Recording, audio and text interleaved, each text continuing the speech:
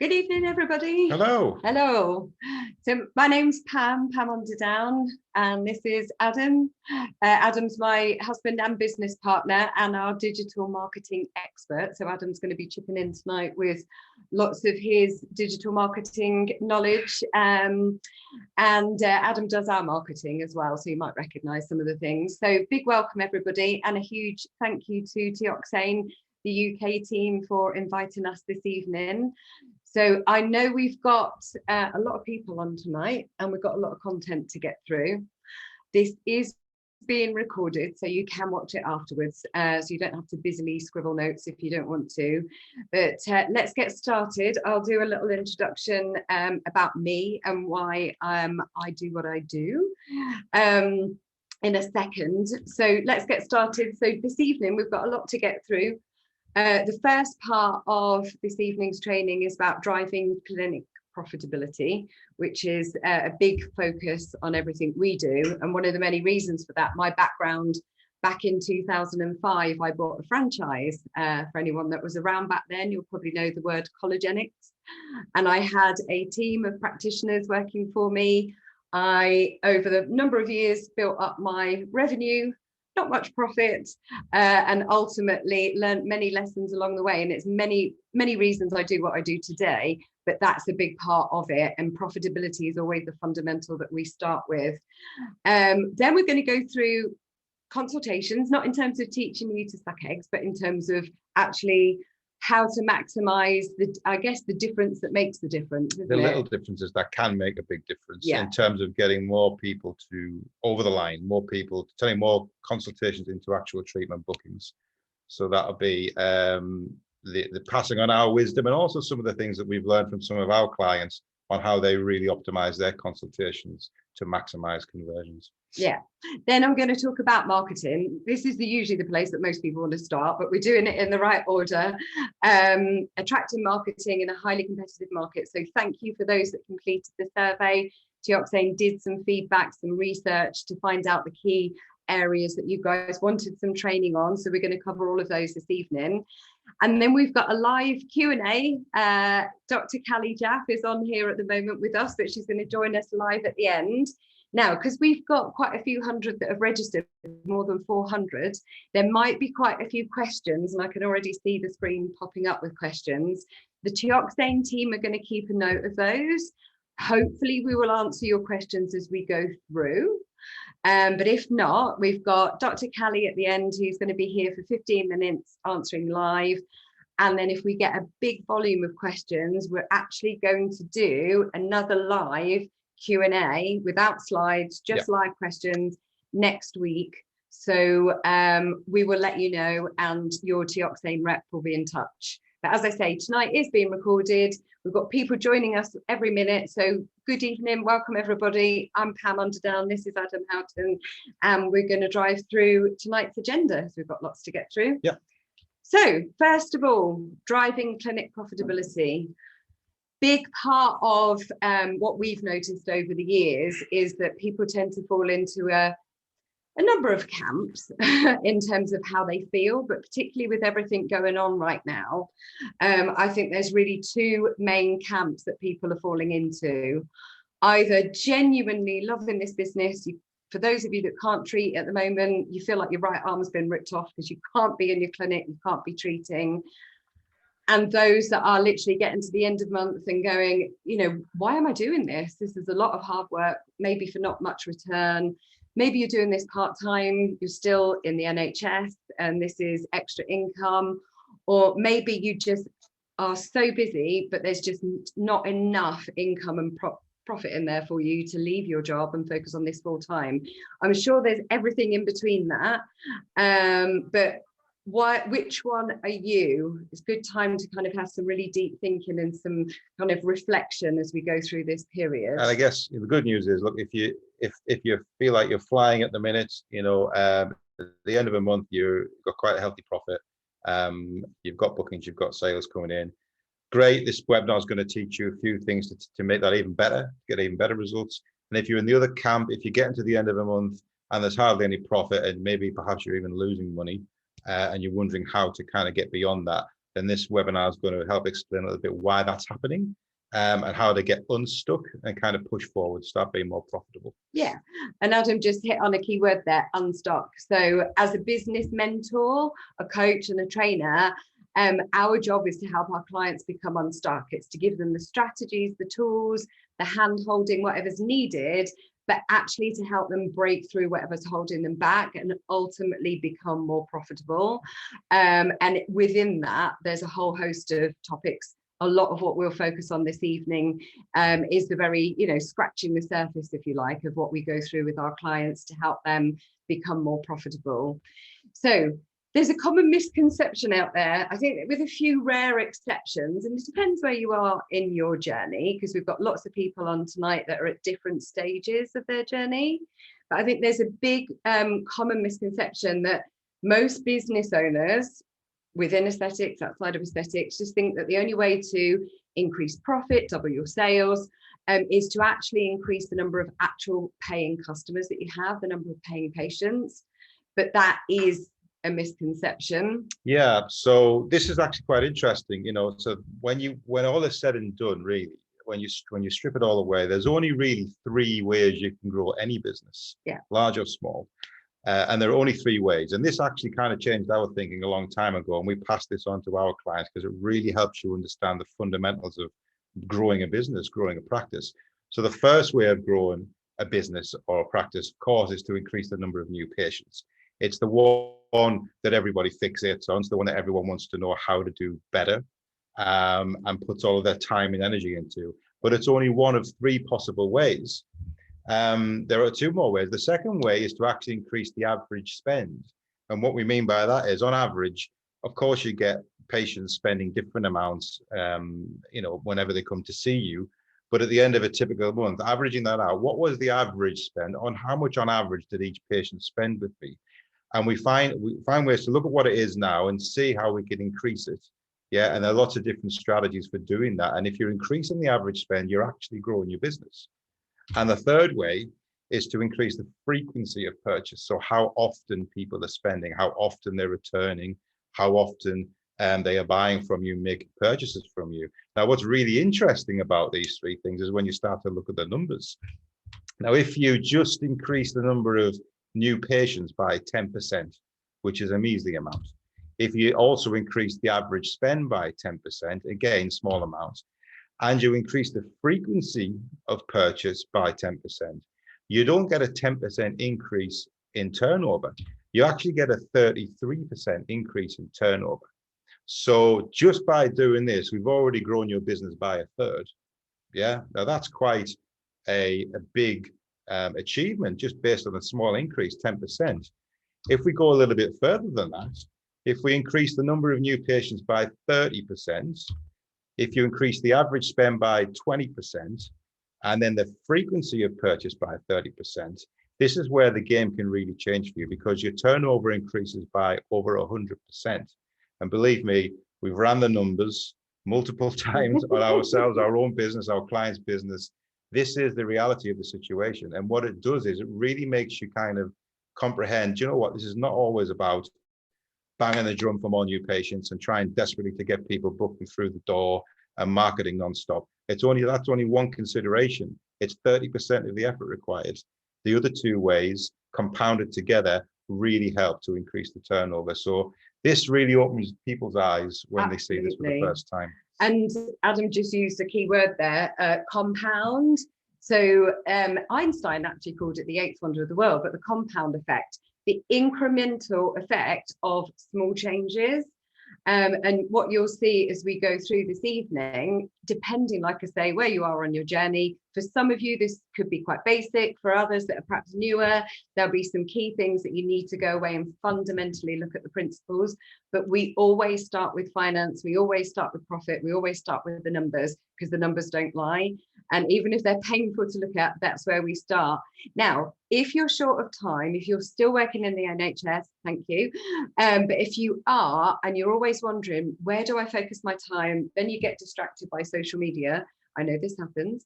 And this is a good way of breaking them down. Say if you've got a few hours every week, use those few hours according to this. So spend 30% of that time on new patient attraction and 50% of that time on retention, increasing the average spend and the frequency, and then the rest of it obviously on the figures and your admin and everything else that needs to happen. But just focusing on these key metrics will make a big difference. And it's sadly never one big thing that grows a business. It is the knock-on, the compound effect of multiple things, and we're going to cover a lot of those. It's doing these three things over and over again, basically. Yeah, and reviewing them and keeping a magic eye on them. Yep.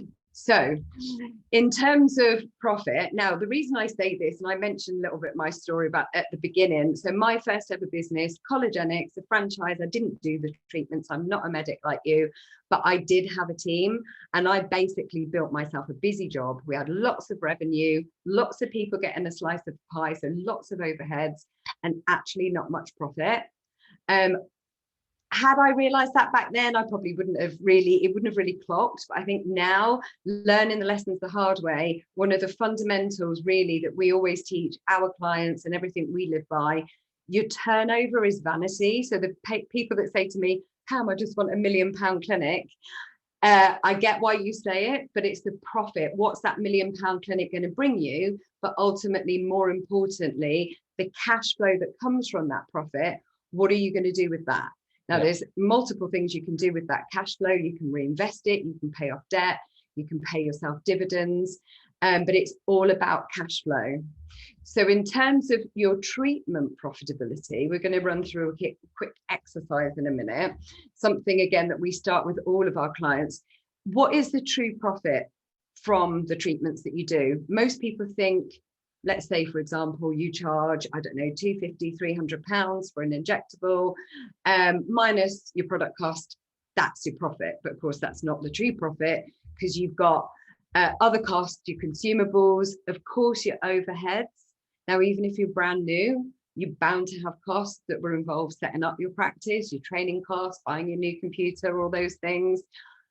There's overheads for follow-ups when patients come back to visit you, and this is all part of the journey, so they must follow up, obviously adjustments and things, any VAT where applicable, and heaven forbid any discounts, and we'll talk about that later. But the true profit, we're just going to run through in a moment an exercise with you. But before we do that, looking at the true profit of treatments, you need to know your running costs. Do you all know how much it costs you to open the doors? For those of you without staff, without big overheads, without lots of devices, I'm sure that figure is reasonably low because it's just your insurance and things like that. Any room rental fees, anything that the business owes you from your setting up costs. On average, you're talking, if you've got staff, if you've got devices, on average across the UK, it can be anything from 10,000 a month to break even to 20, 25, 40. I've seen some clinics as high as 80,000. If you don't have those overheads, you're talking hopefully less than 2,000 or 3,000.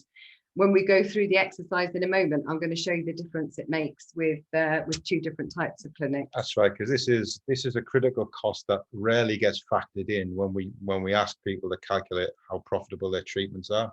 Like Pam said, they just take the sales price minus the product cost and go, oh, yeah, what's left over? That's profit for me. Actually, the overheads are a big part of that calculation. They're a cost. It costs you time to do a consultation. It costs you, and that time has value to it. So we have to value those. You have to incorporate those things into the calculation and then see what the true profit is at the end. Yeah. And this can be quite an eye-opening and a sobering exercise once you actually do this, which we'll show you in a second. Yeah. So you need to know, based on how many days a week, how many hours in a day that you're going to be treating, it costs you to run your clinic. And I've seen figures anything from £10, £20 an hour, which is really low, up to, £100, £200 an hour, depending on the size of your business. And of course, how many treatment rooms you've got, and at the moment, of course, when we come out of lockdown, you're going to be seeing less patients. You've got the clean down time. There's a lot of other things to factor. Hopefully you'll be doing some online consultations, but all of these things need to be calculated. So treatment profitability, just going to open up a quick spreadsheet where I've actually done some examples beforehand. So what I've done here is basically give you 2 examples. The first one. Sorry, by the way, before we get into all this is the spreadsheet that we developed to work to use with our clients. But, you know, whilst it might look quite complex, it's just basic maths. Yeah. All we're doing here is looking at all the costs involved in delivering and administering a treatment, whereas relative to the sales price, and looking at the figure at the end. And whatever figure pops out at the end is either going to make you smile, or it's going to make you put your head in your hands and go, oh my God, now I understand why I'm struggling to kind of break above a certain threshold in terms of profit. So Pam will just run you through how this works to give you a flavor for how these different things can affect the end profit margin. Yeah. Now, in this first one, I've just highlighted it. So this is a new patient for dermal filler. They've got a really low break-even point. And actually, they've got a really good sales price. And I've just realized something. I do apologize because I played around with some figures earlier and I didn't update my spreadsheet. So this particular clinic costs them £28.95 a month. I wish, an hour to break even. Now, for a mil of filler, deoxane filler for one new patient, they're charging a very reasonable rate of £395. Now, of course, the prices that you charge are going to be location dependent, maybe your experience. But this particular person, this is obviously anonymized, is a doctor in a good area where they can, and they've stuck from the very beginning at charging what they're worth. Now, product cost 96, consumables 7. What's key here is the overheads for this particular clinic to do the pre-consultation online before they come in, actual fill out consultation paperwork and administer the treatment. They've allowed themselves a whole hour, which is good, but they've also allowed themselves time for follow-up because they want to build the relationship. This is a new patient. Now, in this instance, they're going to do the follow-up online, but when things are open properly again in the clinic. But can you see, so as Adam said, this is a simple calculation, 96 plus 7 plus 28.95, 14.48 actually means you're selling this dermal filler for 395. The profit here is really high, 63%. That's because of these 2 factors in green: a good price and very low overheads. Yeah. This particular doctor has got a very, very lean run business. Yeah. So there's a key there. I'm going to come back to that in a second. 63% is a good profit margin for an injectable treatment. In most clinics, you're talking usually a third on the product, a third on overheads, and then a third gross profit before tax. Now, the one underneath, this is a brand new patient having some lip filler. They're in an area that is very competitive, and we are working with them to increase their prices and stand by those new prices ethically and congruently. But at the moment, they're charging £225. Product is the same. They've got a better deal on some consumables, but their overheads are actually really high at £88 an hour. And again, sorry, this is me. I fiddled with the figures earlier, so I was playing around with numbers. And that is the benefit of this spreadsheet. You can actually use this as a simulation tool. What happens if I put the price up? What happens if I can really work on my overheads and do everything I can to reduce or eliminate or negotiate so that my overheads come down? But looking at this with big overheads and, in my opinion, not charging enough, the profit is as low as £38, which is just 17%. Now, both of these businesses are already paying themselves as part of their overheads. They're paying themselves a basic salary and some dividends every month, which is good news. The reason we have this column in here is because a lot of people forget to pay themselves. They just think, I'll pay everybody else and then I'll pay myself last. So we have a column in there to remind people. As Adam said, this is simple math, and we use this as a simulation tool using the compound effect. What happens if I change things? If I stop discounting, put up pricing, and look at my overheads. So let's go back to the slides and where were we? Let's bring you back. So how profitable are your treatments? it's worth you doing those calculations. And the priority in terms of increasing your profit for any of you that are, I know how lovely you are, you've got your practitioner heart, but we need you to have a business person head. So it's time to stop discounting and only do strategic discounts for non-medical treatments, to say thank you for video testimonials or people referring their friends. But on the whole, please stop discounting and look at your overheads and expenses. We've got it in brackets there, but what can you do to eliminate, reduce, or negotiate?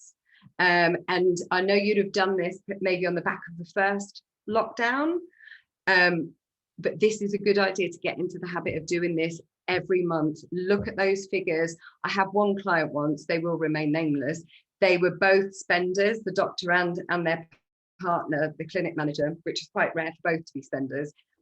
When we did this exercise for the business, we'd managed to bring down their overheads by a good few hundred every month, which was a good result. When they did this privately, they actually managed to bring their overheads down by about 2,500 a month.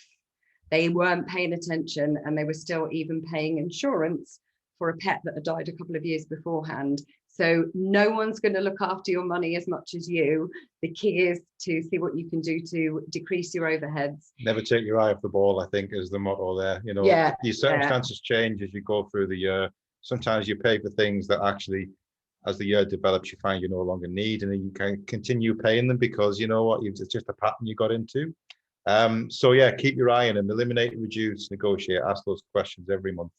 And keep your business as lean as you possibly can. Yeah, and we've noticed, you know, before this all happened, the businesses that were running really well and really lean, this is not about being tight, but if you're a spender, I get it, I'm one. This is about everything that you're spending for the business. Do I need it or do I want it? Is this going to grow the business, or is this going to be a cost to the business? So things that will grow the business are, of course, marketing, you know, training, business coaching. Things that cost the business we can't do without are accountancy fees. But I've been with my accountant since the beginning, and I negotiated with them and, funnily enough, reduced my fees by half. So it's always worth asking that question. Anyway, next one, tighten up retention. We're going to talk about that later. And the big one, average spend. So this is, for example, in a busy month, or say in a full year, how many patients did you see that physically had a treatment, and what was the revenue from those treatments, the total sales, and divide the two, exclude consultations, exclude follow-ups. The national average for injectables is around about the £250 mark. It can change. In London, it's more than 400. But the aim is to use that as a key metric, because that's going to be one of the main drivers that's going to drive up your profitability. And if you haven't increased your prices for a while, definitely look at that and use a little spreadsheet like we've got. And the big one we're going to talk about later as well is just making sure your patients know about everything that you've got to offer in your clinic. There's nothing worse than hearing those horrible words, I didn't know you did that, and I went somewhere else for it, or worse, I went somewhere else and I was too embarrassed to tell you about it. So make sure your patients know. Or I've been going somewhere else for months, you know, and so they've been spending money down with somebody else for something that you can provide and maybe even do a better job or provide a better experience. Yeah.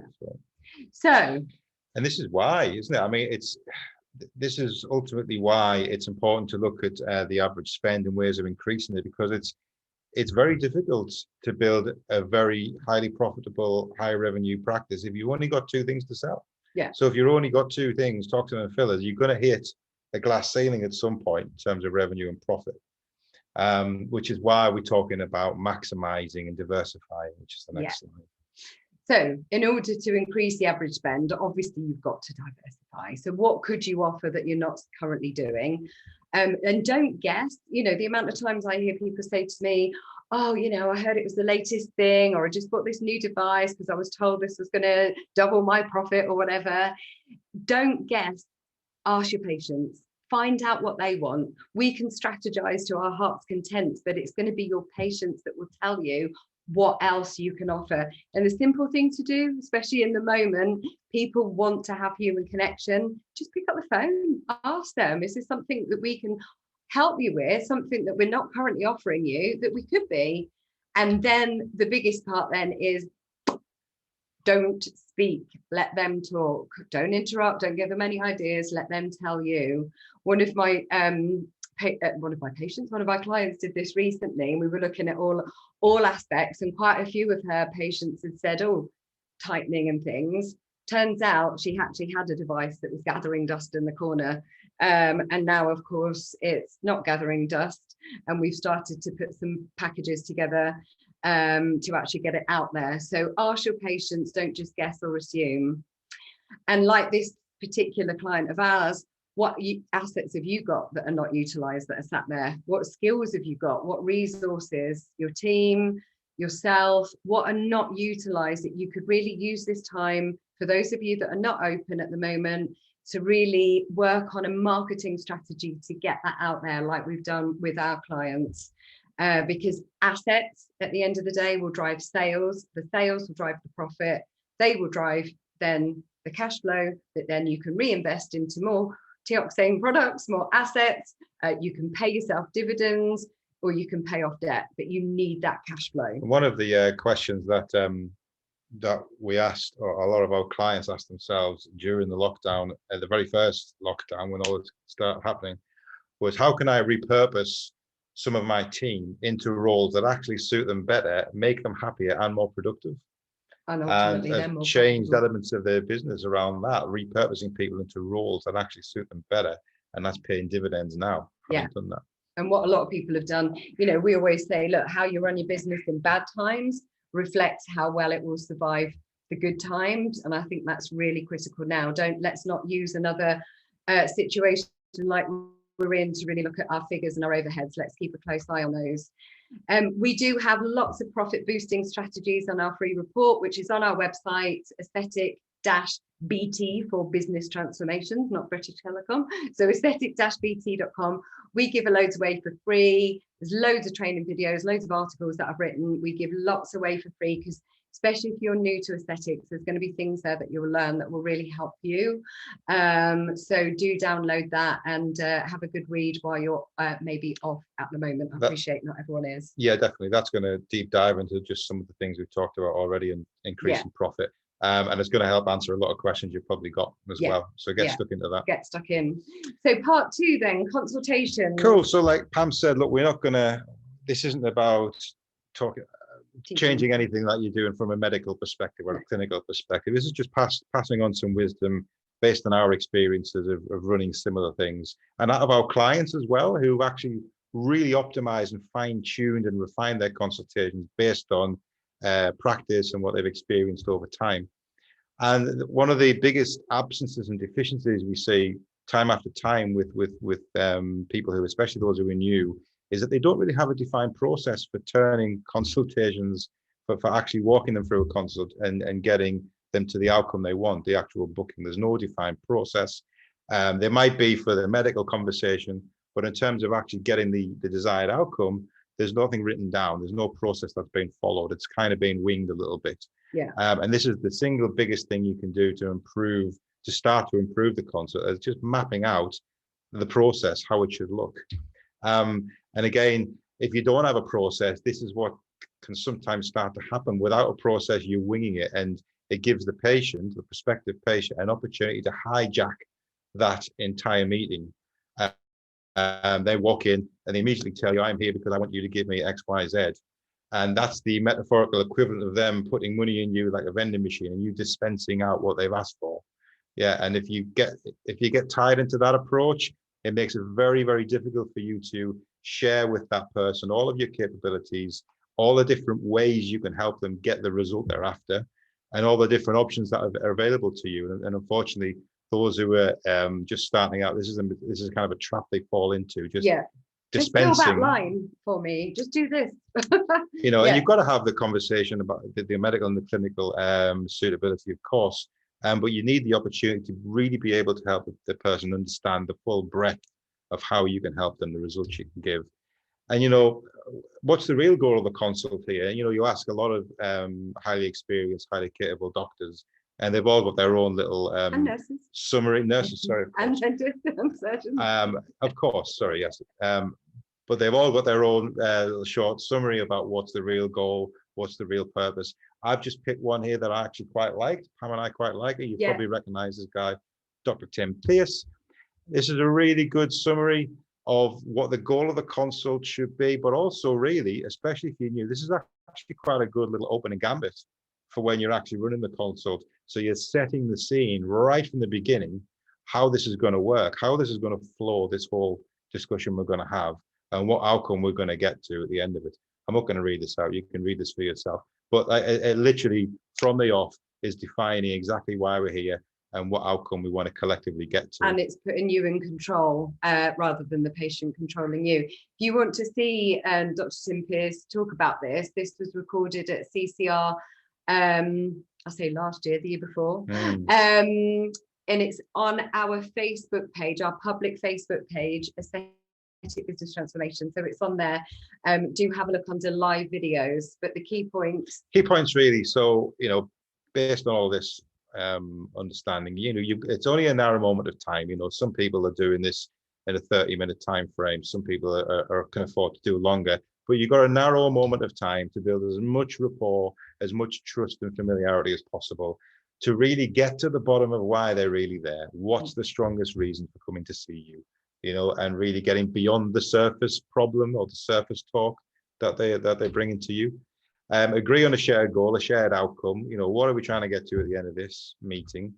Show them what you're capable of doing for them. Really important. So they might come in expecting or requesting you to just give them what they want, but you want to show them that actually it's the result that they want, and there are multiple things you can do to get that result, and there may be one that's more appropriate than another one, or more suitable than another one.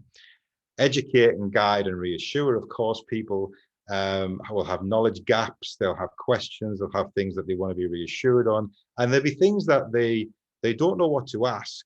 And you're going to help them by, here's the questions you should be asking me. So why don't you ask me this? And I'll tell you all about that. Yeah, because a lot of people, when they don't know what to ask, the first thing, especially if they're calling you, first thing they'll ask is the price. Because they might not be a price shopper. They just don't know what else to ask you. Yeah. So it's about, like Adam said, you guiding them, helping them make an informed decision. Of course, it's not pushing them into treatments they don't want or need by showing them everything that you can do. This is about asking the right questions, and we're going to give you some things here. Just on this point, just before we move on, you got to remember that, there are a lot of people who've had, let's pick something like fillers or Botox. And they've had that, and they're used to having that, and they're kind of acclimatized to that, and they get it a lot. And they know what to ask and they know what to expect. But anyone who's never had an aesthetic treatment before, they really don't know a lot of them wouldn't know what to ask. Yeah. So we've got to try and help them get a bit more familiar how to actually purchase the treatment. And make sure they're shopping within your clinic and not at multiple clinics. And then the final thing, a thing that gets missed a lot, especially people who are inexperienced to this, is a way of bringing all of this to a close ethically and professionally, so the next step is confirmed, rather than leaving it to a kind of a inconclusive end. Well, I'll let me know, or get in touch if you want to do something. So, and the big reason for that, a lot of practitioners are afraid of asking for the money. They're still in the NHS. They're unconfident, I guess, with the sales process and charging what they're worth. So we're going to talk about that actually, and these are the 4 parts that we're going to just follow here, just to give you some little tips on how to improve the outcome of the consult. And you see the last bit here, closing ethically and professionally. We'll give you a couple of example scripts on how you can bring it to a logical close. But there's 4 key elements here, 4 key competencies. The first one Pam's going to go through now is about understanding a little bit how we influence people in general in terms of human to human, understanding human behavior. It's extremely important to get an awareness around that. Big part of this is the next bit, asking the high quality questions that's going to give you all the information you need to really turn the consultation in the right direction and to a logical conclusion. Identifying the red flags, of course, signs that this person might not be a good fit, or might be better placed going elsewhere. And then, of course, the close. So, understanding how we influence people. Now, of course, we're influencing people all the time, whether we realize it or not, just by being in the same room as them. We can't really do that right now, but by being online, us talking to you right now, how we are as humans and our impact, the impact of our behavior on others. So there's a few things to kind of think about, really. A key point: as soon as the prospect either picks up the phone to call you, has an online consult, walks into your clinic, you're influencing them and they're influencing you, whether you like it or not. The patient that's running late and they're all stressed when they get there. You can feel that before they've even said anything. You sense that. So how are we as humans influencing other people? So there's 3 ways: our physiology, our tonality, and of course the words that we say. So our physiology, what do we mean by that? That's everything from our breathing.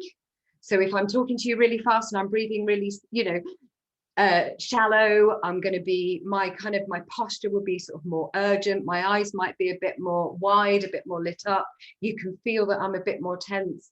That's going to be a lot different to being very relaxed, taking a deep breath as I talk. I'm obviously exaggerating things here, but our physiology and how we are throughout the whole telephone conversation with someone, maybe it's a Zoom consultation, and definitely in front of them, our whole physiology actually makes up, can you believe, 55% of how we influence somebody. 55%. So without even saying anything, that's how much somebody's made up their mind, thought about you already. Tonality is 39%. 38 even, I can't read. But how we say things, and this is a massive one when it comes to pricing. So imagine if when you're, if you're new, for example, or if you just put your prices up and you're a bit nervous about it, and you're coming across as, not meeting their eyes, and you're going, oh, you're almost apologizing for your pricing, your patient will pick up on that. And we all know the days of being an employee, some of people on here still are. Interviews, big one. You might not have said anything, and the person interviewing you knows within seconds from your physiology. And of course, then they'll pick up on your tonality if you sound nervous. But believe it or not, only 7% of the words that you say. Going that, extending that bit about a job interview. So, if you've ever been for a job interview in the past, job you really wanted, and you really prepared hard on the kind of, well, these are the answers I'm going to give to the questions if I get asked these questions, here's the little spiel I'm going to give, and you get it word perfect, and you do the interview, and they ask you all the right questions, and you nail the questions one by one, and you think, I've got a really good feeling I'm going to get this job, it's perfect for me, and you don't get it, and they tell you, I'm really sorry, you weren't suitable or whatever, you didn't get the job. And you ask for feedback, and there's very little feedback you get. Chances are there were some tells in your physiology and in your tonality. There were some inflections in your voice, inflections in your mannerisms and your physiology that mismatched the words. Yeah. So there were things maybe you were exaggerating that they were able to pick up on through your body language, through the inflections in your voice. Things that maybe you were being a little bit economical with the truth about, or maybe you just outright fibbing about, whatever it might have been.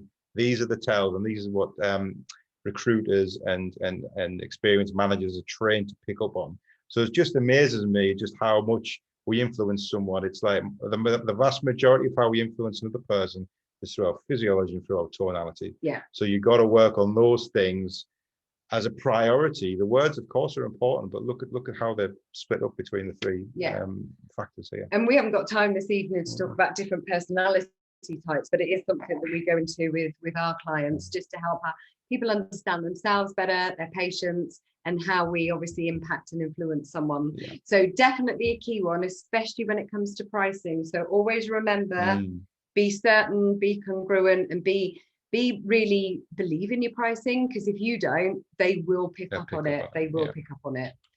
So asking high quality questions, we have a process that we follow to, think about what Adam said at the beginning of this.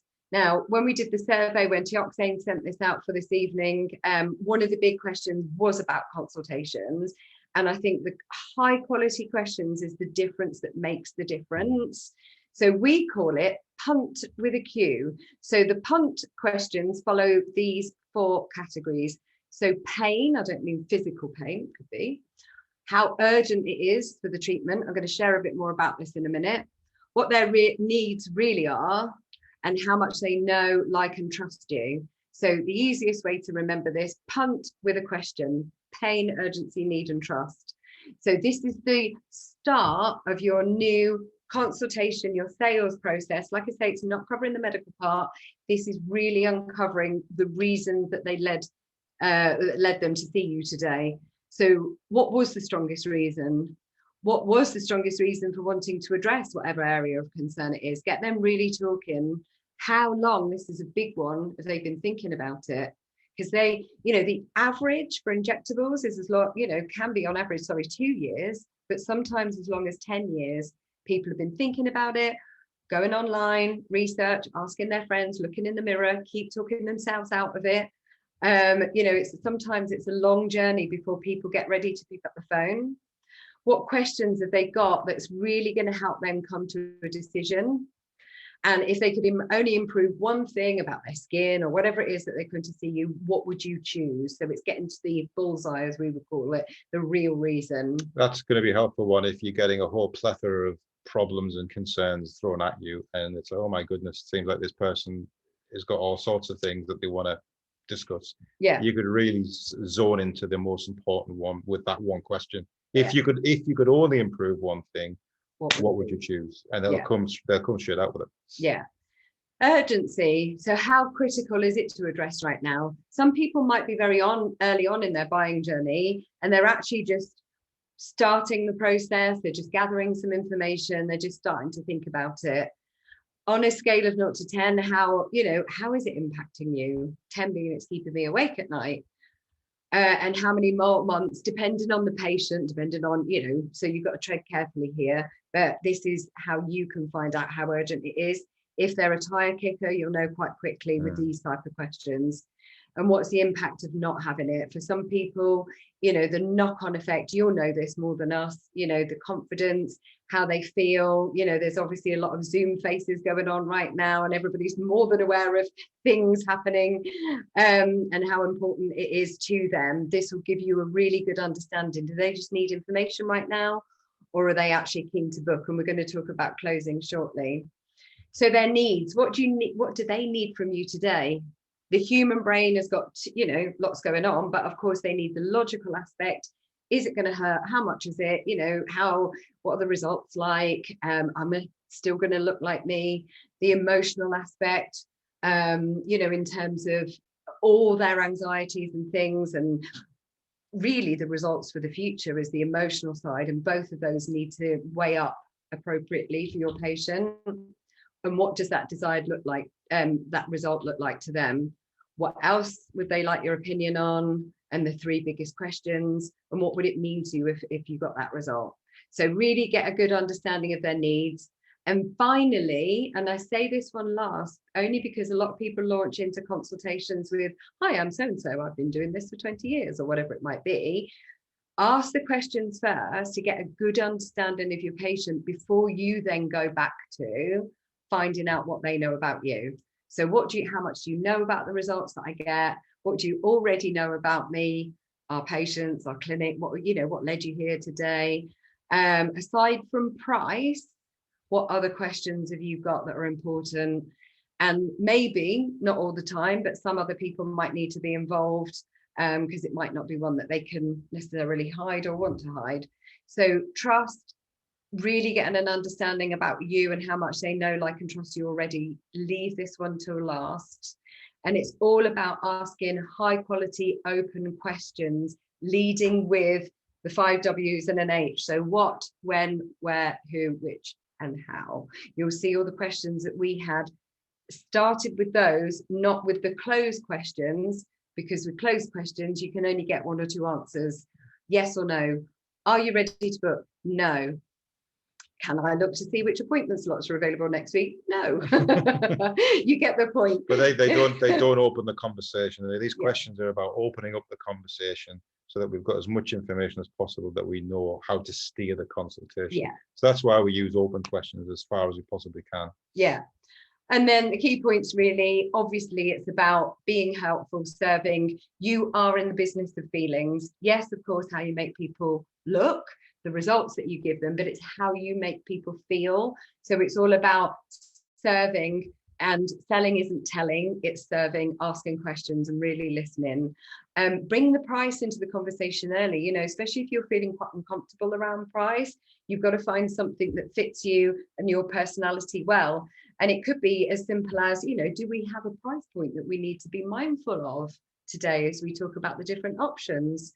Or Mrs. Jones, I'm going to show you 3 options. I'm going to start with the 12-month plan, which is the biggest investment. Then I'm going to show you the middle one, and then the 6-month plan. You know, out of these 3, which one suits you best? And then you can get a feel for what their price point is. But don't leave it till the end. Definitely don't leave it to the end. And for the wrong patient, be prepared to say no. You'll know who they are. You just get that feeling, which leads us nicely on to the feelings. The red flags. I mean, you know, we've all got an inbuilt warning system when it tells us something isn't right. The problems come when we start to ignore them. Yeah. If we start to ignore our own warning system, that's when the problems come. And look, we don't want to deep dive into things like indicators of BDD. You've all been trained on these things. Many of you, I'm sure, know what to look out for. But obviously, there are a few other things that you might pick up on. The unrealistic expectations. I'm sure you've seen this quite a lot. People bringing in a phone and saying, "Can you make me look like this?"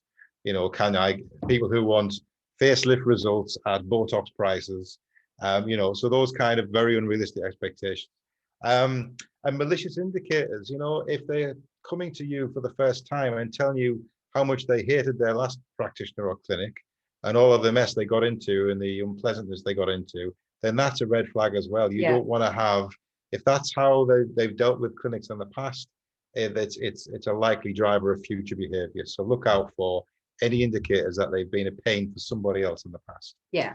And look, if you've got challenges in this area, you know, it happens to everybody at some point. Again, on our public Facebook page, there's a really good video Julia Kendrick did at CCR when I was chairing the business stage a couple of years ago. She's a PR expert, so have a look under the live videos. There's a really good one there. So, okay, so we're kind of roughly on time. We're all right so far. So the last bit of this specific section, just so we've talked about what have we done so far. So we've learned a little bit about how we influence people. We've asked some high quality questions. We've kept an eye out for red flags and indicators that we might have someone who we, you know, would rather not treat, rather not go ahead with. But, you know, if we're getting to the point where it's been a pretty good consult, we've got a good feeling that this might actually transpire into a patient. So how do we close this whole thing ethically and professionally? And I'm not going to give you a huge lecture on this other than a couple of examples that you might use. Again, it's using the open questioning techniques that we've explained so far. The first example is if you've got a good feeling about someone, you've had a very good thorough consult, and you think this person, you know, you get them a result. You know, you get the feeling they're quite keen, you know, and you can kind of run down a 3-point close. The first one be, right, okay, when were you thinking of having this treatment? And that they'll respond with a rough time frame. So, maybe before the end of next month. Great. How soon would you like me to book you in? So that's going to then narrow it down. They're going to give you maybe a week or a few dates or whatever, maybe a week. Say, oh, can you get me in the last week in October, for example? Great. We have 2 available time slots during that week, X or Y. Which one suits you best? So this is a nice, gentle baby step, 3-step approach to getting someone booked in. Yeah, it's a nice one rather than using a closed question technique, which would be, so shall we book you in for a consult? No. That's going to fire up a reaction of, oh, I'm being put on the spot now. Oh, no, time to think, please. You know, so it's going to provoke, it's going to just cause more procrastination, and it's going to really drag the whole thing out. This thing is designed to really kind of gently and ethically get people booked in where you know that they are pretty much ready and they're a good, they're right for you, good fit for you. Yeah. If you're getting a feeling that this person probably isn't at that stage yet, they're early on in their journey, maybe they're a bit nervous, a bit apprehensive, then there is a softer way. Use the scale of 0 to 10. These are great ways to gauge where somebody is in general. So on a scale of 0 to 10, where are you right now? 10 being ready to book. They're going to give you a number. Yeah, it might be, I'm about a 5. Great. Okay. So, what's in the gap? What additional information do you need from me in order to move you further towards a 10? Yeah.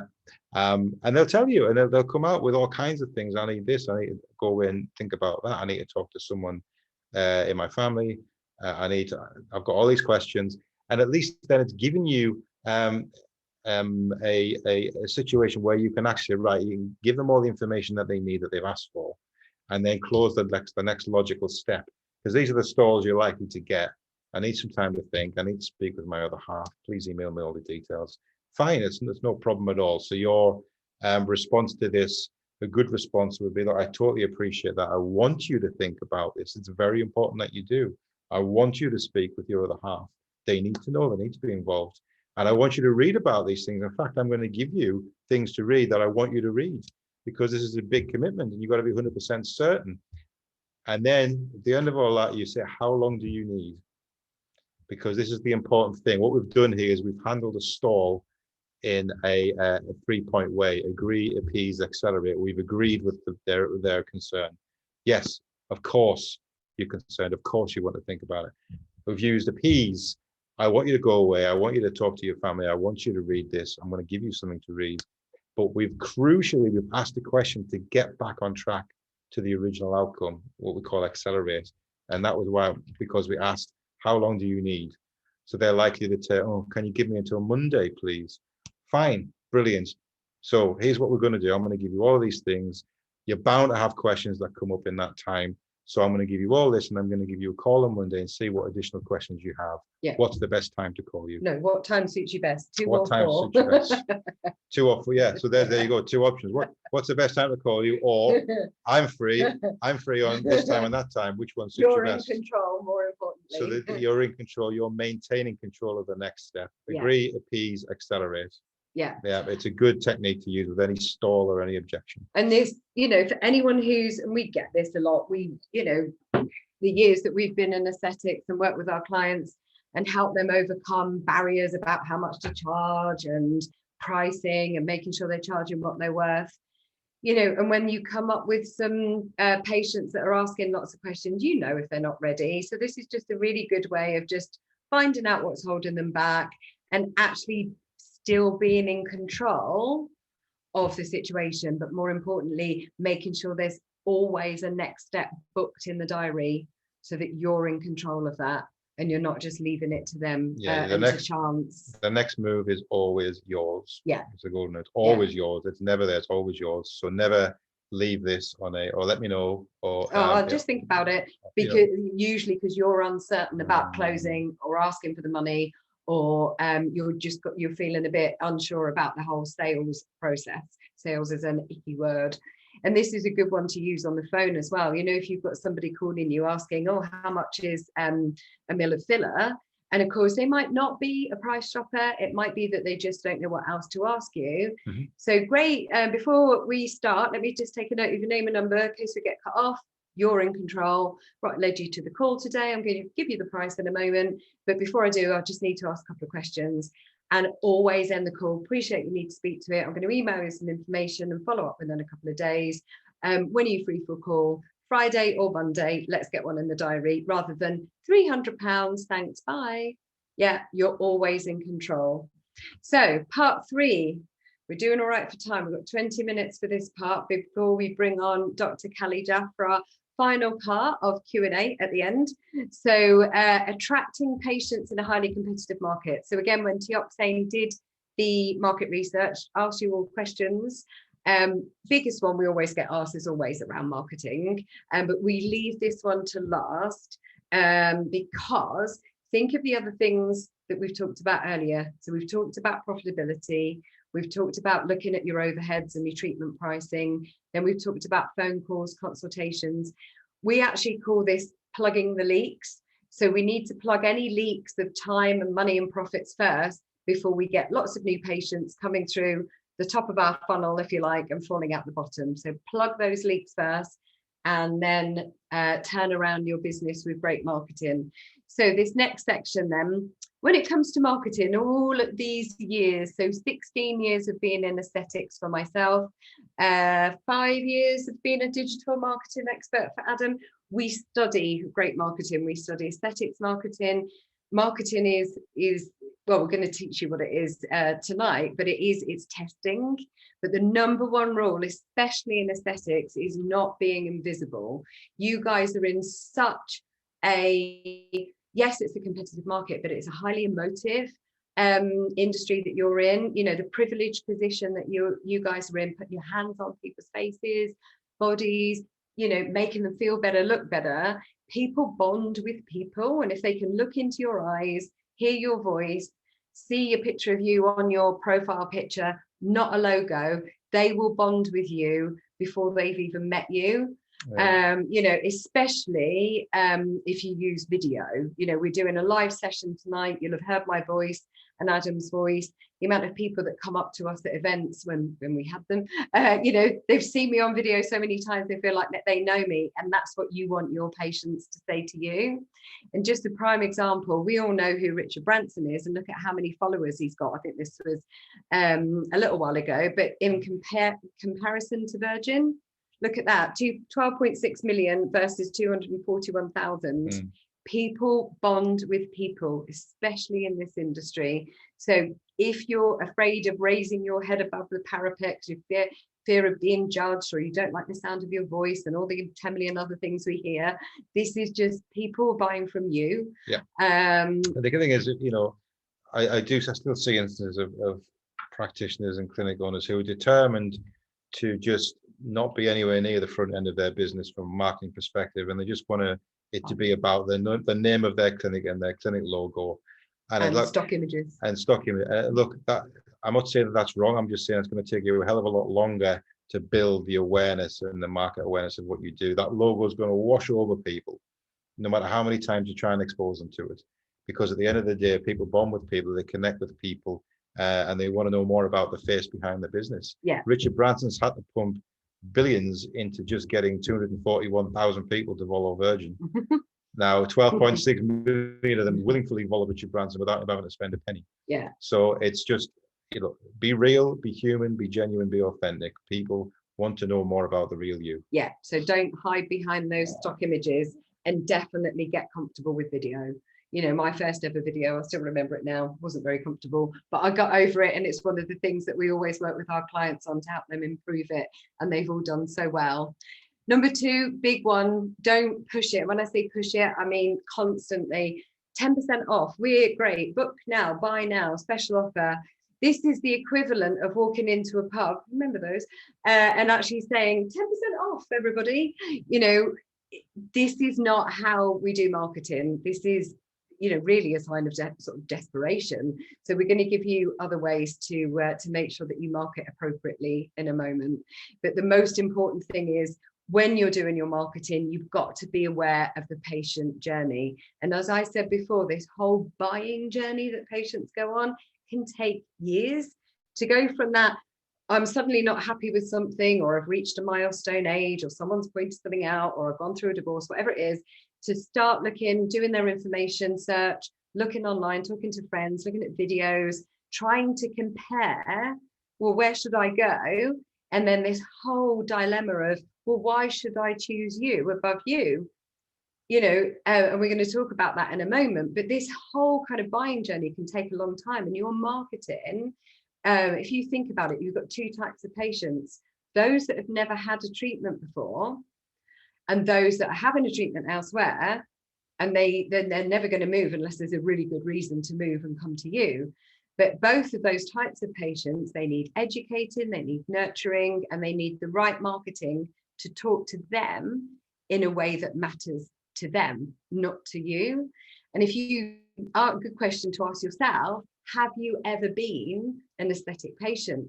Really, a truly, you know, true aesthetic patient that's walked in their shoes, walked into a clinic, had a treatment done, paid money for it, and really understood how that felt. Have you been on this journey? Basically? Yeah. Have you been on this journey here? And you know, this is why we say don't push it, because people are at various stages of their journey. And at any one time, there's only a very small percentage of people who are ready to buy. Now, literally in the market, ready to book, ready to buy. The vast majority of people are nowhere near the point of making a purchase decision, but they're beginning to think about the possibility.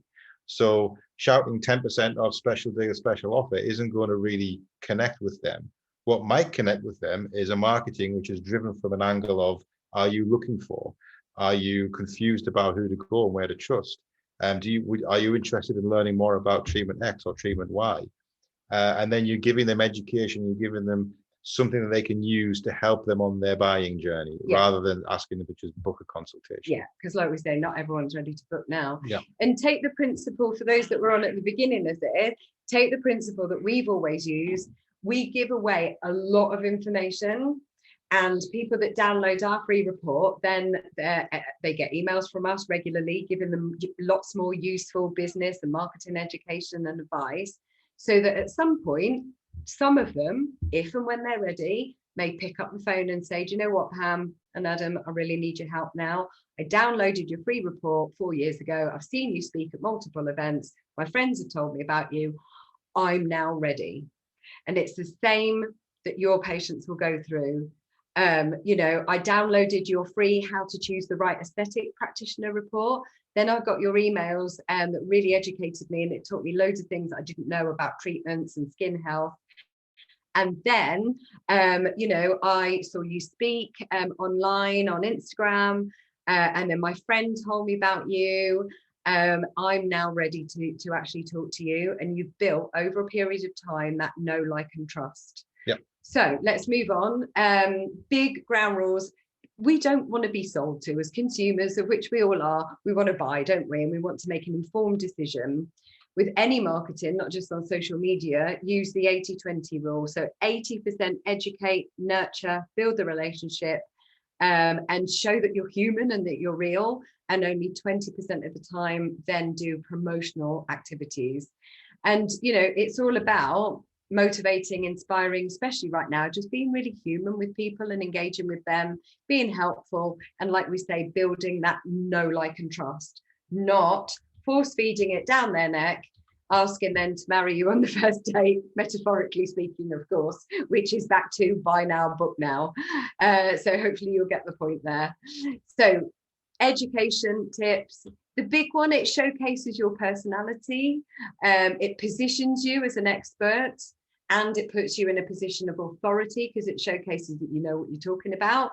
I remember when I first wrote that 9 strategies guide, and that was 7 years ago last month. And literally people said to me, why are you giving so much information away for free? I said, look, we can all read information. We can download books, guides, all sorts of things. That's one thing. And it showcased me as, understanding I knew what I was talking about, the marketplace. But of course, people need help implementing it. So you could take the principle that we've used and implement that into your business. Yeah, capturing attention, this is the hardest bit about any kind of marketing and advertising. How do I get people's attention? Yeah. And there's we could spend a whole day talking about this because it's actually one of the most difficult things, and there's lots of ways we can do this. But as a general tip, and to address something I see a lot happening, is people overusing exclamation marks in their copy, whether it's on a social media post or whether it's on their website or whatever. They're using these exclamation marks to shout, and this is what it does. It's like, say, I'm shouting, pay attention, look at me over here, and it's crying desperation, and it's actually quite aggressive. It's looks like a spear, so that has that psychological impact of kind of making people recoil. Now, if you look at the other symbol that we should be really using more of in marketing, it's a question mark. More asking, less telling. Question mark has a psychological impact. It's like a hook. So it draws you in when someone's asking a question. Are you looking for blah, blah, blah? Did you know about this? Is this helpful? Could this be an option for you? Would you like to learn more? So it's just a tip. And if you ask more questions in your marketing, you're going to find more people take notice of it, and more chances of them reading them what you want them to read about and engage with it. A good one, if you're never sure what to put in your marketing, just ask questions, keep a note of things that people ask you. And you could literally just say, you know, are you considering an aesthetic treatment? Are you not sure where to go and who to trust?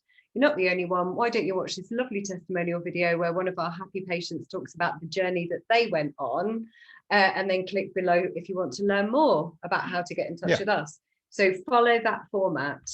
Thinking about benefits and not features, you know, again, this is based on what I've seen in the past.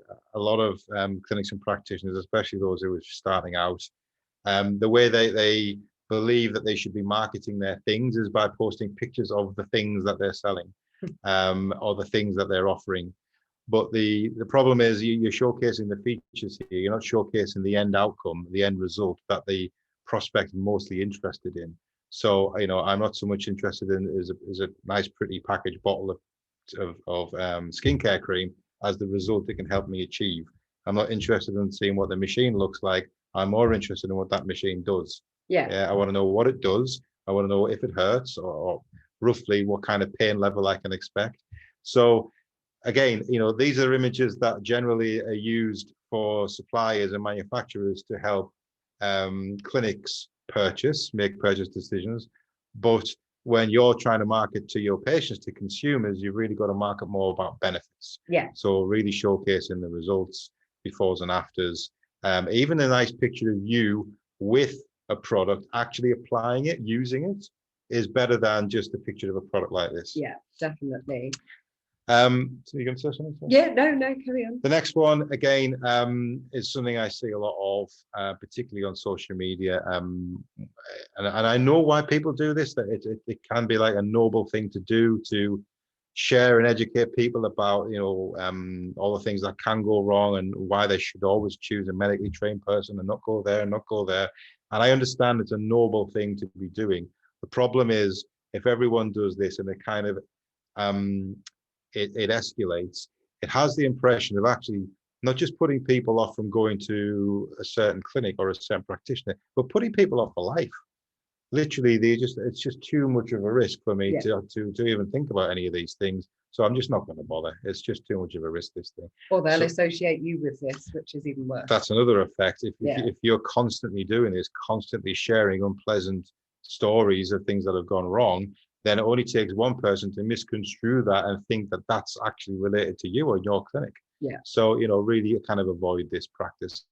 I know why you do it, but there are other ways to get that message across. Thinking strategy before tactics. This is an important tip which we go through in a lot of detail with clients about what marketing success actually means. And it's all about getting the right message to the right person at the right time through the appropriate channel. Now, the problem that we see with people who are particularly new to the industry is they fixate on the last one and they don't really pay much attention to the first three. So they're more interested in knowing how to work a channel and getting to I want to get to grips with the mechanics of how Instagram works. What's the best time to post? What hashtag should I be using? How many posts a day should I be doing? Is video better or is image, whatever? And you know, those are important things. But if you haven't got the message defined, if you haven't identified your ideal client and everything about them that you can do to serve, and if you haven't actually thought about the timing of what you're actually posting, you know, the strategy around that, then the channel isn't going to solve all your problems. You've got to get these things right. It's a bit like the channel is the microphone and you are the singer. Now, you know, if you know how to work this microphone's the best thing on the market. You've got a terrible voice or you haven't rehearsed your lines, it's just going to amplify that. So it's not going to really solve any of your problems. Strategy is the first three, tactics is the last. So strategy, then tactics is the right way to go about this. Over to Pam again. And just back to this one, actually, just so I don't miss it, but think back to that patient journey, the strategy. So who are you talking to and how are you getting their attention? Back to what I said earlier, most practitioners haven't been a full paying patient before, not all of you, but really step in their shoes and really think and feel like them, and really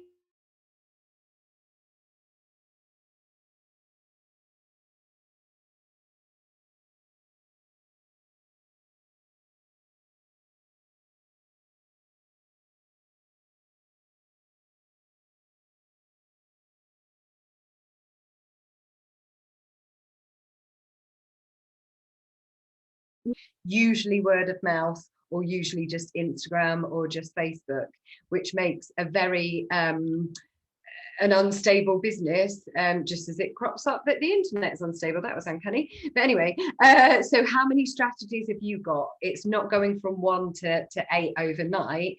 It's having multiple methods, online and offline.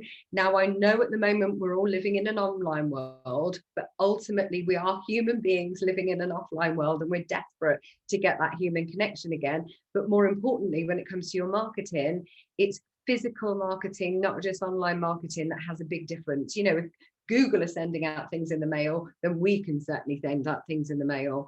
You know, marketing is a huge subject. We haven't got time to go into it tonight in a massive amount of detail, but look at all the methods that you're using, and are you using enough online and offline methods?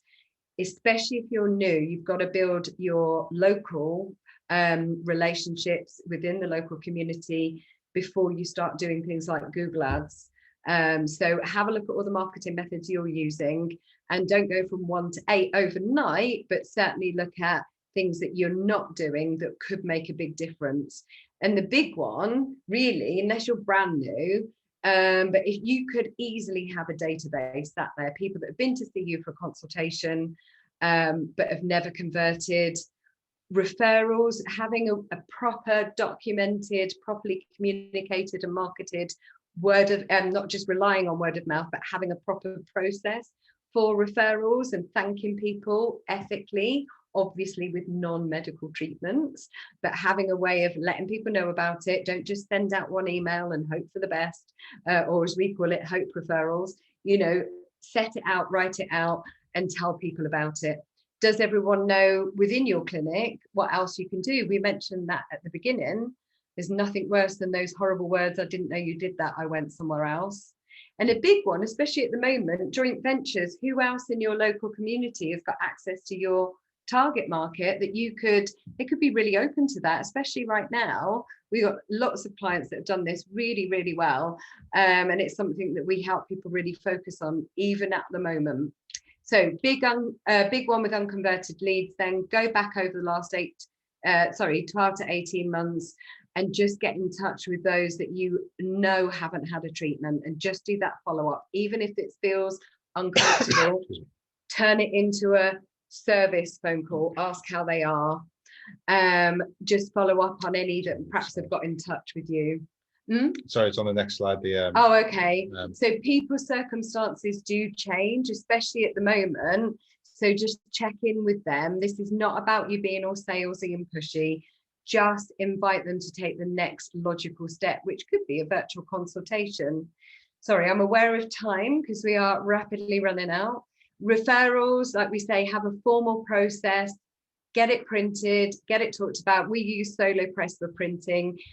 Make sure that it adds up. So use that profitability spreadsheet that we went through earlier. Make sure it does add up.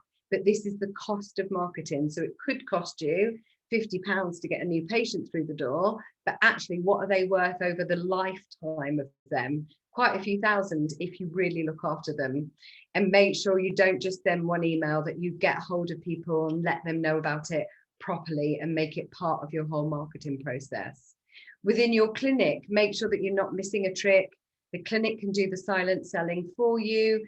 You can still do events at the moment. They've just got to be online. You're on one this evening. Having your own leaflets and banners listing out the conditions that you treat, not just the names of devices and equipment.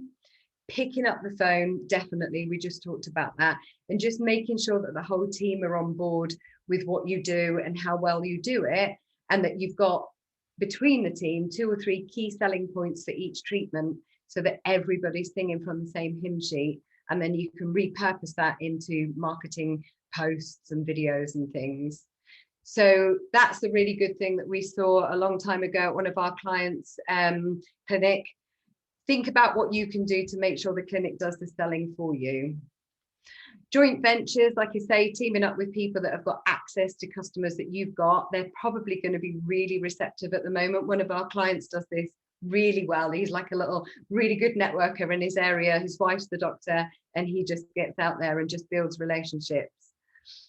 Yeah. And a big one, know your competitive advantages. It's the most important slide of the entire series, really, because this is a very highly competitive, it's more competitive now than ever, and it's only going to become more competitive as more people get involved in this industry. So you really want to be asking these questions. We need to know what is our appeal. What do we do that's better than anyone else? Yeah, and that doesn't just mean a result. It can mean a way of doing it or an experience that we offer. What do we do differently in a way that matters? What do we offer that no one else does or nobody else can? Something that's unparalleled. And ultimately, why should somebody choose you instead of your competitors? They've got all this choice.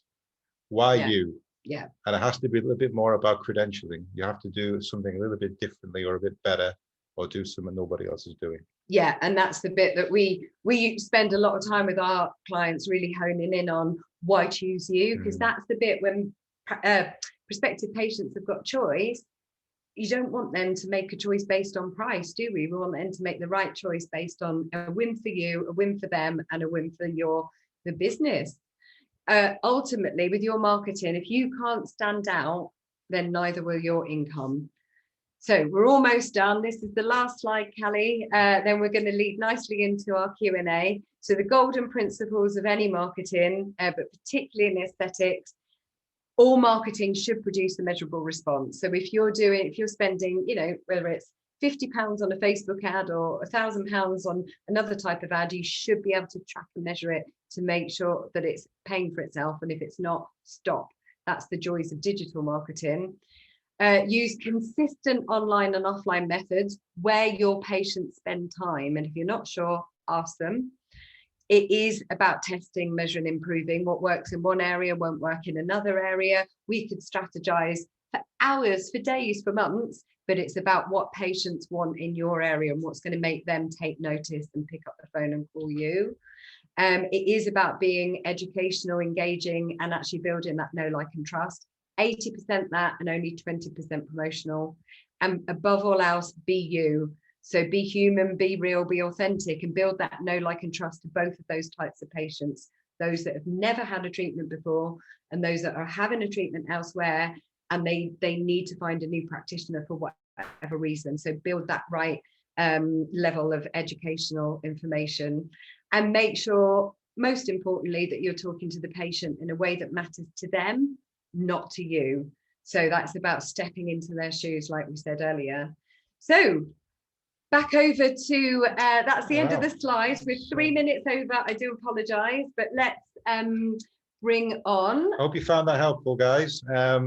Let's just we've got the lovely Dr. Callie Jaff, who's with us this evening. Now, this is let's see if we can bring on Callie. Can you get the camera off as well? Let's see who she is. Hello, hi. How are you? So I'm good. How are you? Good to see you. Very well, thank you. It's actually so nice to listen to that and be like, yeah, I do that. But the spreadsheets were making me sweat, so I'm definitely going to do that when I get Brilliant. Oh, thank you. We're getting some feedback already. So we've got 12 minutes, but what we said at the beginning, for those that weren't with us at the beginning, if we've got lots of questions, and I know the Tioxane team have been getting those from, as if you've been typing them in, we've seen quite a lot of appear. We're going to see how we go now. And then if not, your Tioxane rep will be in touch, because we're going to do then, if we've got enough questions, a live Q&A next week with Dr. Callie. But before we do, we've got some questions for you, haven't we? Should we take in turns? Yeah, let's take it in turns. And we're getting some lovely feedback. Thank you, Elaine, and thank you. There's been a few that have said thank you. There's Mayoni. Hi, Mayoni. Oh, thank you, darling. Okay. So, Callie, hi. Hello. Questions so, for you. So you've obviously you've done before we start, introduce you. Sorry. I was going to do my. Okay, that's fine. Go ahead. So Callie, you're all the way up in sunny, warm Scotland. Oh yeah, it's actually been very warm today with 6 degrees, which has been a pleasure. It's been -6 last week, but yes, it was quite nice. So tell us a little bit about you. So you're a dentist. You've been in full-time in aesthetics since the Friday before the first lockdown, but things have been going from strength to strength. So Tell us a bit more about you. Go on. Yeah, I mean, I've been doing dentistry since I graduated in 2011, but I've been seeing patients since 2008. And a lot of the consultation and pointers that you guys had, I was like, I learned that when I was in like 19 years old and 20 years old, and I didn't realize subconsciously I've just been developing those skills.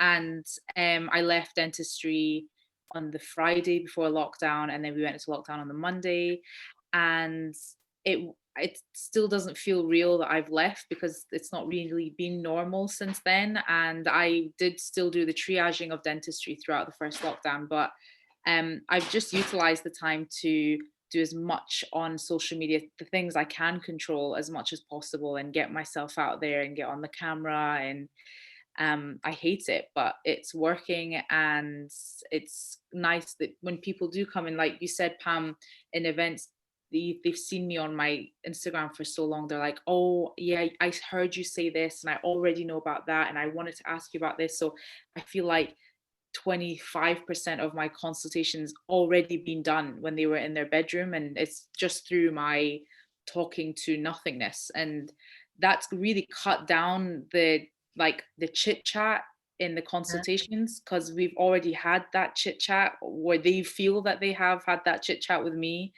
and then we can just get into the nitty gritty. So my consultations are much more productive, and you're utilizing every minute. You're not having the how did you get here, do you find parking okay chat, the buffer, because it's already done through Instagram. And so that's something that I've really taken away and pushed put my face on social media a lot more, despite what I'm feeling that day, because I know that I'll reap the benefits when we're back into clinic. So that's a huge pointer that you guys had touched on. I was like, yeah, that's massive. And Brilliant. I wish I knew about that years ago.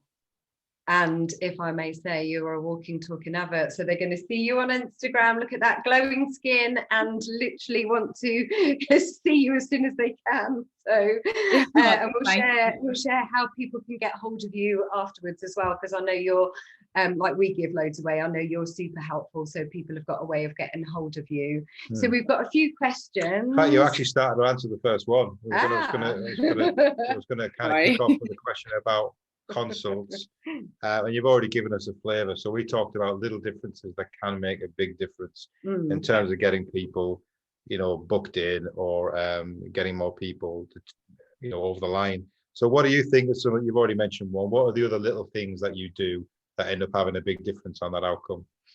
The number one thing, and it's the best thing I've ever been told advice wise, is don't fill in the gaps. Just don't shut up, that in that picture that you had, because someone will say, so I've booked in because, and I'm like, it's because your lines, it's so obvious, it's all over your face. And then they'll say their lips, something that I'm like, what? But look at your lines. And I shadowed a plastic surgeon when I was doing work experience. I was 14, and when he had his first patient of the day, he turned his chair around, so his back was to them, and he said, tell me what you don't like. And he just pretended like they were on the phone. And I remember thinking, that's so rude, this girl's driven from Glasgow to Edinburgh and you've turned your chair around. But it was the most valuable thing I've ever learned as a practitioner, to just shut up and let them articulate everything.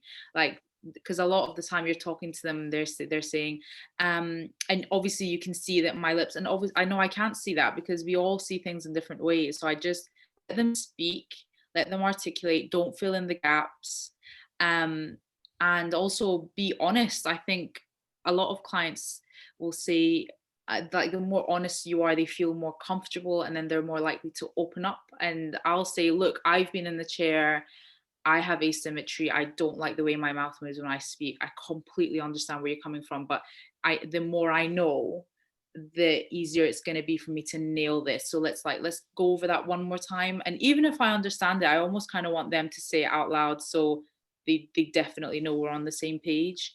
And the other valuable thing that I learned was actually in dental school, which was, you don't treat a patient one tooth at a time. They might come in with toothache and you address that issue, but you then also have to look at the full mouth always anyway. So it's the same with your face. They might come in and say, I really don't like my lips. And, I would be crazy to just hone in and just be like, okay, so let's do your lips then. I need to be like, well, when your lips come forward, your nose is going to look smaller, your chin's going to look bigger, and yeah, we can do your lips. So let's have a look at how that ripples onto the rest of your face, and then your treatment plan then grows. They might not sign up for it, but you've definitely planted a seed, which then inevitably grows. And then the next time they come back, they're like, that last time when you said about my chin, like, let's go for that. And then when they get their chin done and it looks amazing, that's it, they're in, because they're like, well, Callie knows my face better than I do, and I can't go anywhere else now. Like, she'll always advise. So people now come in and they're like, people I've not even met will email me and say, here's a picture, just advise, because through my social media, they think I have this like special skill, which I guess I do, and they don't want to tell me what they want anymore. They want me to tell them, and that's like a huge honor, but a power I would never, ever, ever like take for granted or utilize. And I say no, honestly, as much as I say yes. And I think people see that, and then they trust me more when I do say yes. My dad always said, if you don't say no, no one will respect your yeses. So I'm not shy to turn people away. And I think that also gives me a lot of respect from patients and fellow colleagues as well. Absolutely. So I know we've got a lot of people on tonight, and everybody's at different stages of their journey. But so if I was at the early stage of my journey, then growing my patient base from scratch, where would you recommend I focus my attention to attract patients? What did you do in your early stages? Honestly, I really honed into people in my community that are working in places that have a large footfall of clients that want to look good and have money to spend. Hairdressers, nail salons. So I would go into these clinics and say, look, I'm a dentist, I'm a facial aesthetics practitioner. I want to treat all your staff at X amount off. You build a rapport with that hairdressers. What do you do when you're at the hairdressers? You talk. So then they talk about what they've had, and then you're just getting that free advertisement of a large footfall of people that want to look good and they want to spend money on themselves. And then on Instagram, I started to do like collabs with the hairdressers, and then not only do you build like a community, so if God forbid I was ever to struggle, I know I can bounce off these people. Again, my dad always said, be nice to people on your way up, because you'll meet them on your way down. And it's not if you come down, it's when you come down, because what goes up must come down. So I've like built very strong relationships with my community on the way up, because I know and believe that I will need them at some point. Absolutely. And so like just start small, start within your postcode, utilize like hairdressers and nail salons and spas, treat the staff, let them do the talking for you, and then it will grow. And it, like, loads of people will message me and say, oh, I was getting a massage and the girl said that she'd had Botox done and it didn't hurt. It's not that she hadn't had it done before, had nice results, it just didn't hurt. So maybe use numbing gel, where a lot of practitioners don't use that, or have a conversation about their dogs. I feel like social media is a really good way of becoming friends after the treatment. So I see what they're getting up to, and okay, I think it's kind of frowned upon for big pages to have to follow a lot of people. Like Beyonce has like 280 million followers and she follows no one, and that's what the queen does. But I follow like 3,000 people because I want to like see what they're getting up to and have something to talk about when they come back, and see like their holidays and to talk about dogs. And just be authentic. Absolutely. Talk about dogs and things. So and builds that human connection. Definitely. Especially even more important at the moment than ever. Photos. I think photos is the big thing that I wish I focused on when I was at the beginning. And don't be shy to take photos. I remember I used to be like, do you mind, we'll just take it before, oh there we go. And even if it was fuzzy, like, no, take your time, get consent that you can use it first. You have to take photos for medical purposes anyway, but if they consent, you just say, look, the first 10 minutes is going to be a photo shoot, so get comfortable, honey, and just like soften it up, and we'll take photos at different angles. I switch the lights on, and I don't apologize for taking photos now. And then when it's done, I say, oh, honey, I want to show this off. And then I just take loads and loads and loads of photos, where at the beginning, I almost felt like it was inconvenient, and I would just take a snap and then finish, and you have nothing to build your portfolio on or show people what you do. So yeah, don't be shy to take photos, and lean on the people around you are the two most important advice I can give you. Brilliant. And that's actually ties in nicely to what we were saying about the influencing model. Imagine at the beginning when you felt uncomfortable asking for photos, to where how certain, and you know, I'm going to get them and they're going to look great, honey. You know, that big difference in your tonality, your posture, how you ask things, you know, you're going to get a much better response than an apologetic. Yeah, I'm so sorry, I have to do this. It has to be. Much better response. And it's not like, it is part of the process. I don't apologize for taking your medical history. So like, well, that's way more invasive than these photos. Sometimes if I know they're being uncomfortable, I'll say, look, this phone stays here. I don't take this phone home. I have 2 separate phones. So, you know, I'm not going to be getting drunk on Sauchiehall Street and this falls out my bag. So don't worry about it. And I just like reassure them that it's just work and there's nothing to be nervous about. But by that point, by the time we're taking photos, you've already identified if they're a red flag, you're already comfortable, and it is like friends together now. So it's usually absolutely fine. But I think it's because I'm fine with it now, and therefore they're fine with it. Yeah. And they've picked up on that, literally, what you've said and what you've not said, but your body language and your tonality is massive, massively important. Cool. Thank you. So, I mean, that's brilliant. I mean, so we talked about a little bit, a few tips on how to generate a few more bookings, getting some more patients. But going back to the original first few slides, and we're talking about 3 ways to grow any business. First one being more patients, more customers. But the other 2, increasing the average spend and increasing the frequency of spend.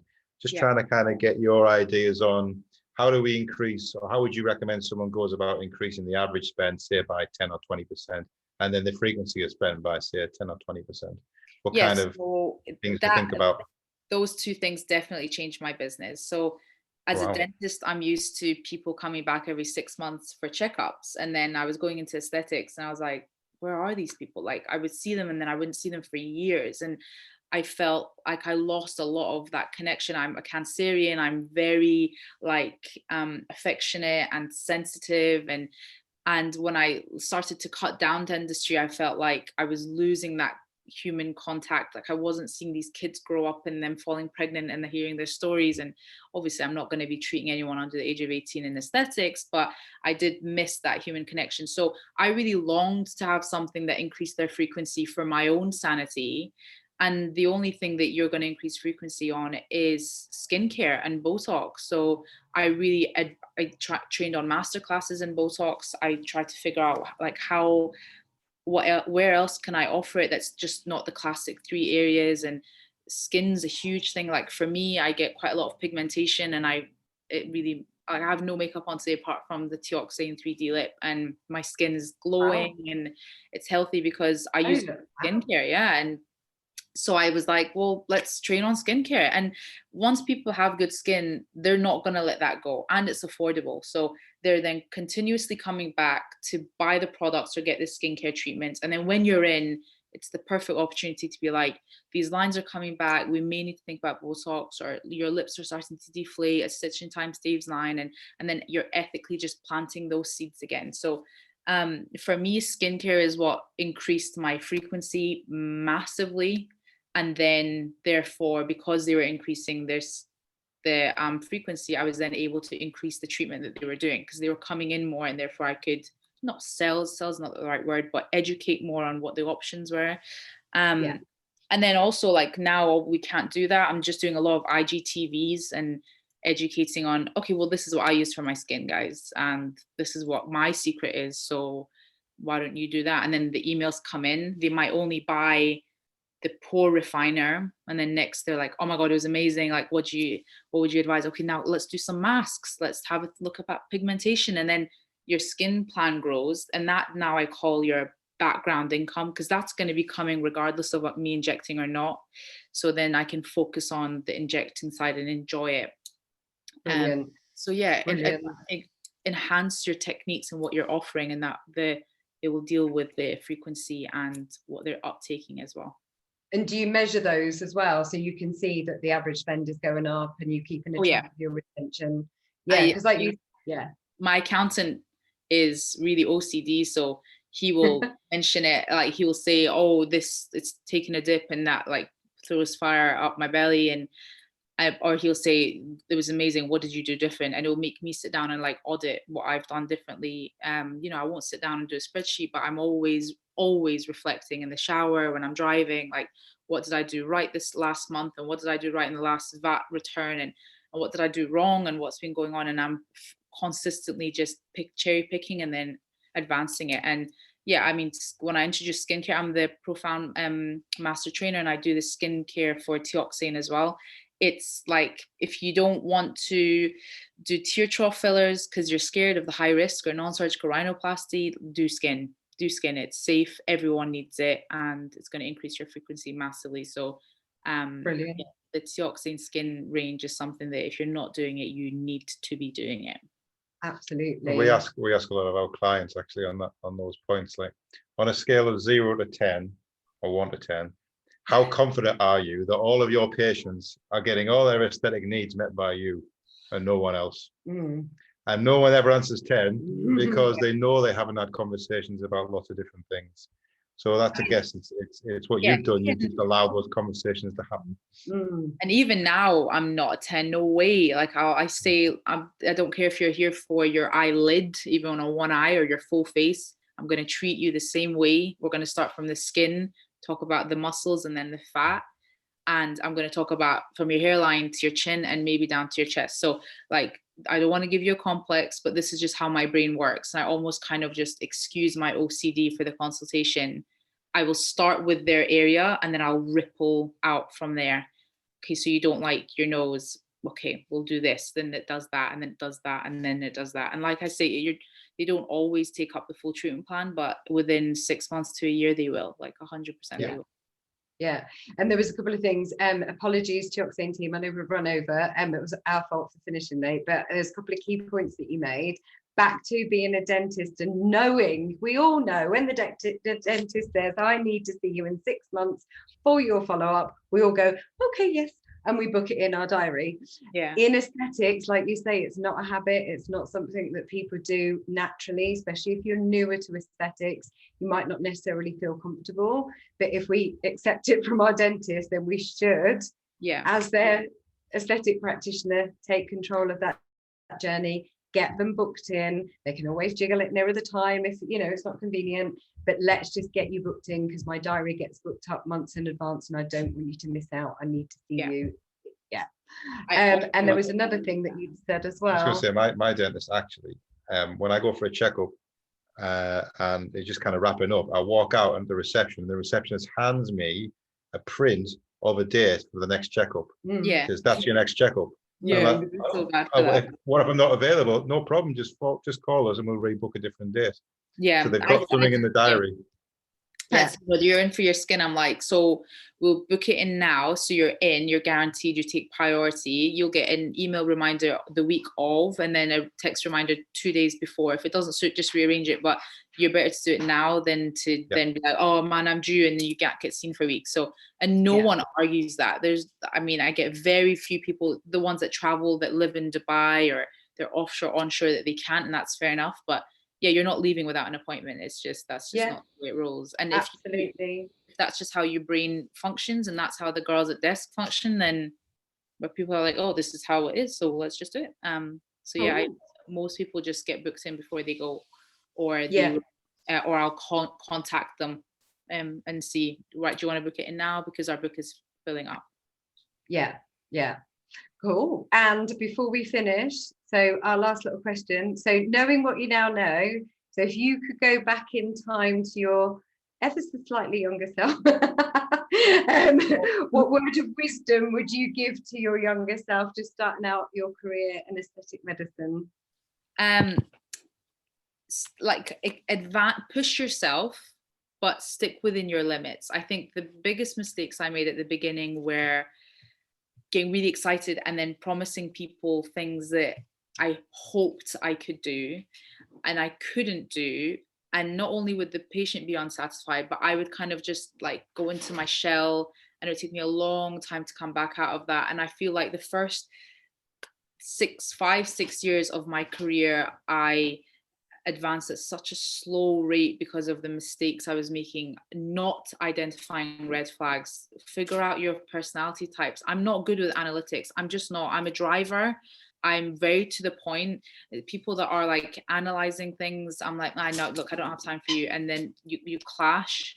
So learn your personality types and get to know yourself and know your red flags. Do not promise what you can't do. Stick within your limits, but do not be shy to grow, because in the last year I've excelled massively in a time where you should, like, it makes sense to go slower, and I wish I had that mentality to have done it like 6 years ago. So yeah, stick within your limits, but don't be shy to push the boundaries and learn personality types. That was the big one for me. I think I'm just classic Cancerian. I'm just very sensitive to words. I know you guys were talking about words is only 7%, but people say things and it carries a lot for me. So just not to be sensitive about that. And, you know, posture and tone is much more important. People vote with their feet. And so yeah, just know your limits, but don't be scared to push the boundaries at all. Yeah, and you've just hit on it's a phenomenon, actually, that they, you know, the big business gurus across the world over the years have said, often in business, usually at the 5, 6, 7 year mark, you'll do more in a year than you've done in the last 5 years, 10 years. That is, and you've done that through lockdown, through all the challenges that we've all seen in the last year. So that is incredible. And for anyone newer in business, you know, it doesn't magically happen overnight. You know, they say the first 2 years you learn all the mistakes, waste the money. The second 2 years you learn from those, make the money back. By year 5 you're really profitable, and by year 7 you really know what you're doing. So those are the patterns. Those are the averages. The averages. Would you agree? Yeah, 110%. But the mistakes were, now looking back, I'm like, they could have been avoided. They really could have been avoided. But I didn't know myself. I didn't know the industry. You see what everyone else is doing. You're like, oh, I can do that. And you just, it's not magic. Like, take your time to learn, but don't be shy to learn. And if you're going to make mistakes, it was always red flags. It was always the client. Like, they came in complaining about the one before. Like, who am I to say that I'm going to be better than that person? So yeah, just say no. You get a vibe. Just say no. It's not worth it. Give them their deposit. Yeah, you'll know, don't you? Yeah. And I know what you said earlier that I wanted to pick up on just before we finished. A big thing that you just said: look at what you're doing well and do more of what works. So I know how your accountant looks at your analytics for you, but if you've had a good day, a good month, a good year, what did you do then that led to that success? Because suddenly when you get busy again, when you're open again and you haven't got time to think, suddenly the habits stop and the fundamental things stop because you're so busy in the moment in your treatment room. So always go back to the fundamentals and look at what worked when you were really busy and do more of what works. And it's usually the fundamental things. You know, our business coach, we've obviously got our own coach, he always says that getting rich is boring because it's actually habits, consistent habits done every day, every week, and that's what leads to success. That's what my my PT always says. He's like, you know, because I always complain that I can't lose weight. He's like, getting abs is like being successful. It's just consistency every day, all day, and then when you get there, you have to work really hard to maintain it. Like, how can you be successful in a business and then complain that you can't get abs? It's the same philosophy, and he's right. Like, I just did the same thing in my business every day, consistent. Didn't matter how bad I felt or I didn't want to be on camera, I wasn't confident. It's like, you need to do it. You just got to do it. And now Absolutely. I have abs, like metaphorically speaking, in my business, and now it's hard to maintain, so it doesn't get any easier, but I just have more drive for it now because I'm enjoying my abs, if that makes sense. No, absolutely. And it is final one we'll leave on tonight as we are massively over. Apologies to Oxane team, but successful people do things, even when they don't feel like it, even Yeah. when they don't want to get on camera, even if they're not feeling up to it. And I guarantee actually it makes you feel better when you just get on with it anyway. So yeah, you've obviously taken massive action and implemented loads in your business. So before we finish, how can people find you, follow you, get in touch? So Instagram is the best way, I think, for you. Yeah, so Instagram is literally just my name, Dr. Kelly Jaff, and my DMs are always open. There's a direct link for my email if you prefer to email. Everyone in Scotland, the Teoxane rep Victoria has my direct contact details if you need, and otherwise that's literally at Instagram. You can get me from there, and I'm sure I'll be more than happy to do the live with you guys next week as well. If there's Yeah. Well, I know because we've had lots of feedback, lots of thank yous. So thank you for everybody for watching this evening. There have been some questions. Thank you. We're getting some lovely feedback here. So the Teoxane team will be in touch, and they've already put notes to everybody about how to get hold of them, what's going to happen next in terms of we'll do a live Q&A. So it's Dr. Kelly Jaff, so that's Kally and then JAFF. Yeah, and then if you want to get hold of us, so it's aesthetic-bt for businesstransformations.com, and you'll see our email on there, phone number, etc. So just get in touch and reach out. So thank you. Seeing some names are recognised there. Good to see lots of people on tonight. We had, I think, about 160 at one point, so that was great. Thank you so much. Anything to add? No, I'll leave you with a question. Right, this is a question from an audit that we give to a lot of new clients, and it's kind of a bit of a woo-woo question, just to think about. Right, grab a pen. It's this: if your business could talk, what would it ask you? What would it ask of you? What would it ask? Are you asking me? Because my business would ask everybody. Everyone to think about it. If your business could talk, what would it ask of you?